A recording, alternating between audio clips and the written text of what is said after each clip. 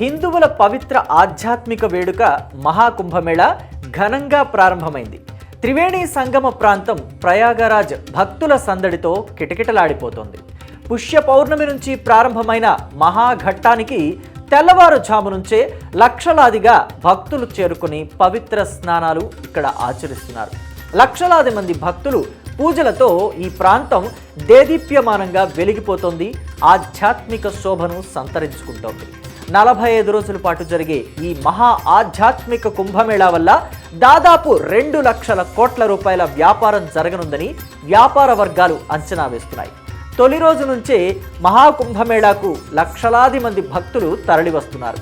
ఉదయానికే దాదాపు 60 లక్షల మంది భక్తులు పవిత్ర నదీ జలాల్లో పుణ్య స్నానాలు ఆచరించారు. దాదాపు 45 రోజుల పాటు సాగే ఈ కుంభమేళా ద్వారా ఉత్తరప్రదేశ్ రాష్ట్రానికి ఆర్థిక వ్యవస్థకు 2 లక్షల కోట్ల మేర ఆదాయం సమకూరనుందని వ్యాపార వర్గాలు అంచనా వేస్తున్నాయి.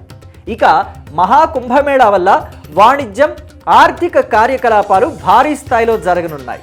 కుంభమేళాను సందర్శించే ఒక్కో వ్యక్తి సగటున కనీసం 5,000 రూపాయలు ఖర్చు పెట్టినా మొత్తం 2 లక్షల కోట్లు అవుతుంది.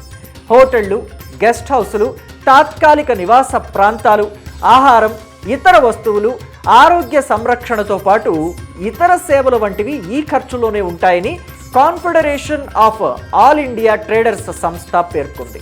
స్థానిక హోటళ్లు, గెస్ట్ హౌసులు, తాత్కాలిక లాడ్జీల ద్వారా 40,000 కోట్ల రూపాయల ఆదాయం సమకూరే అవకాశం ఉండగా ప్యాకేజ్డ్ ఫుడ్, నీరు, భోజనం వంటి వాటితో 20,000 కోట్ల రూపాయల వ్యాపారం జరగనుంది.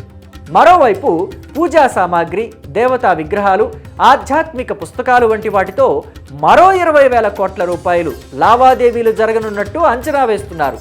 ఇక కుంభమేళాకు వివిధ ప్రాంతాల నుంచి వచ్చే ప్రయాణికుల కోసం ట్యాక్సీలు, ఇతర రవాణా వంటి వాటి సేవలతో 10,000 కోట్లు, అలాగే టూరిస్టు గైడులు, ట్రావెల్ ప్యాకేజీల వంటి వాటితో మరో 10,000 కోట్ల వాణిజ్యం జరగనుందని తెలుస్తోంది.